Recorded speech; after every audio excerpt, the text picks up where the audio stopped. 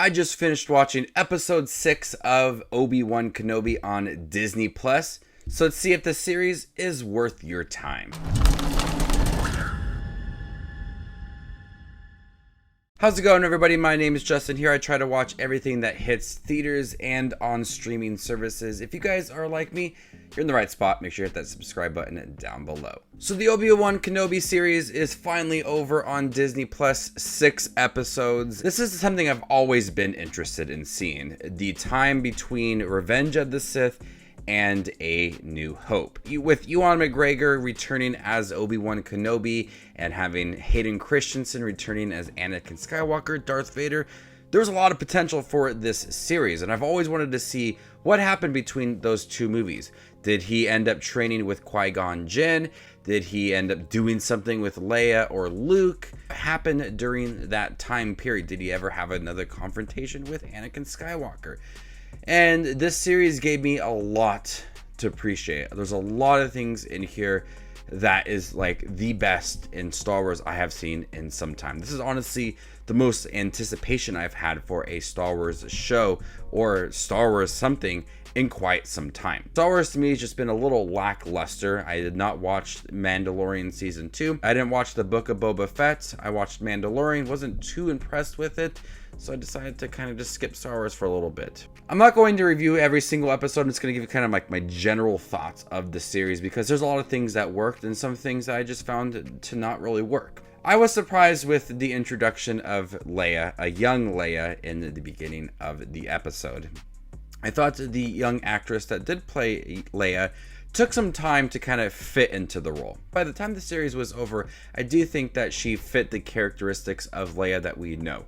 She's determined, she's hot-headed, she kind of just does what she wants, and we saw that a little bit with Leia. In the beginning of the series, no one could get a hold of her. People left and right were just running after her, and I thought it just was a little bit jarring at first. But once we got a little more of Leia and Obi-Wan Kenobi's relationship, I ended up really liking that character. It was a nice bonus to see a young Leia and also a little bit of young Luke, but that wasn't really like the focus at all within the series. Obi-Wan Kenobi is just living his life, watching over Luke, and then Leia is captured. Bail Organa requests Obi-Wan Kenobi's help. He doesn't want to do it at first, but he eventually does it. And that leads him to meeting Darth Vader, Anakin Skywalker, which he did not know was alive. That is what I was looking forward to. Hayden Christensen returning as Darth Vader. And there is some epic moments along the way. The end of episode 2, I believe it was, where we saw his face and the mask coming on and his body. That was chilling. But the more we got of Vader, I think it did a fine job capturing that relationship between Anakin and Obi-Wan. What once was a very solid relationship. And there is some great lightsaber duels, especially coming in episode 6, where they utilize the dark scenery with the light of the lightsabers. It was absolutely epic. But the series does a great job of showcasing what made that relationship work so well and eventually the downfall of that relationship. And we see how strong Vader is as he's pulling ships down, throwing boulders at Obi-Wan Kenobi. One of the best movie villains of all time. And he's sinister in here.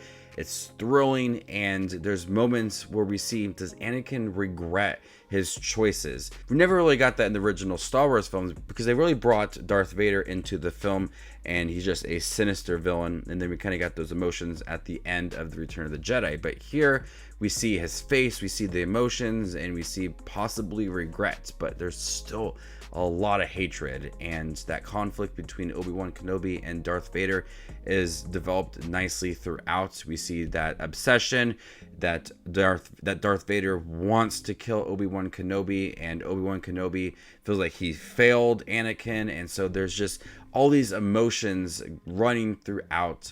And any moment that we have Vader and Obi-Wan Kenobi, it works. The lightsaber duels is epic. The score matches it. The lights from the lightsaber electrify the scenes. The choreographed fight sequences are amazing.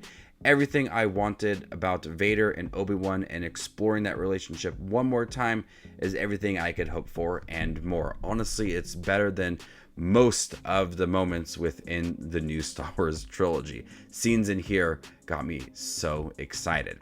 Then we do have a side story of a Grand Inquisitor named Reva, and she has some backstory connecting to Anakin Skywalker, and at times it's a little bit predictable, but I really like the character, and we see similarities between her and Anakin, hatred that is fueling her, and she has this one clear motive. And although it is predictable, I do think that it was fleshed out nicely throughout the series. At times I thought it was a little bit odd and a little flat, but for the most part the character I did like, and I like what she brought to the story. The other Grand Inquisitors looked cool. We had some great talent behind that. I thought they were just flat characters. They were just there. They felt sinister, but other than that, they really didn't do much with that, and that was a little bit disappointing. But the bulk of the series really does take up between Obi-Wan Kenobi, Darth Vader, and Obi-Wan Kenobi and Princess Leia. And I think it does a fine job connecting both A New Hope and Revenge of the Sith, continuing that story, continuing the relationship between Obi-Wan Kenobi and Anakin Skywalker, the mentions of Padme and how he knew Leia's mother, but also scenes that we'd get in New Hope. And if you watch Obi-Wan Kenobi and then watch A New Hope, it's fun to connect the two and see how moments within Obi-Wan Kenobi, the series, play into A New Hope. And that's what I did. Immediately after I finished watching episode 6, I started watching A New Hope. And it was fun to connect the two. It's also fun to watch that scene with Hayden Christensen as Anakin Skywalker, not Darth Vader. And it sees that relationship that at one point was very strong, and they relied on each other and had a solid relationship, and then it just fell apart. And the way that they utilize that scene, it plays into like the reflection of that relationship and where they are at now, and apologizing for failing and everything, reflecting on that relationship. And they utilize Hayden Christensen very well within here. And spoilers for the end of episode 6 with Liam Neeson as Qui-Gon Jinn. That is what I expected to happen, and I really wanted that, and I was afraid they would not have that in there. But I think it was a great tease for possibly a season 2 of more of Liam Neeson. But if it's not, then we know what's going to happen. And although we do know what's really going to happen with a lot of these relationships between Leia and Luke and Obi-Wan and Darth Vader, it's still fun to watch. I kind of felt like the same thing about Rogue One. We know what's going to happen, but the journey along the way is thrilling. And there's so many thrilling moments in here. There's so many scenes in here that feel like it's the best thing I've seen in Star Wars in quite some time, especially episode 6 with the lightsaber duel between Darth Vader and Obi-Wan Kenobi. It's everything I could hope for and a lot more. So overall, I really liked Obi-Wan Kenobi. There was moments that felt a little flat and a little drawn out, and took some time to kind of build up the tension between Obi-Wan Kenobi and Darth Vader. But once we really kind of got into the bulk of that, about episode 3, that's when it really kind of just took off, and it gave me everything I'd wanted from the Obi-Wan Kenobi series, and a lot of fan service connecting both episode 3 and episode 4 between those two movies, that time period that I've always wanted to see. What happened between Vader and Obi-Wan Kenobi? What happened with Luke and Leia during that time period? Something I've always wanted to know, even back in 2005. I always hoped that they made a movie or a show explaining that time period, and here we are, 2022, we finally got it. So before I give you my score for Obi-Wan Kenobi, make sure to check out my channel. Here I do movie reviews, trailer reactions, ranking videos, tier lists, all that fun movie related content that you see on YouTube. I do it all here, so hit that subscribe button and get it all in one spot. I'm going to go ahead and give Obi-Wan Kenobi a B.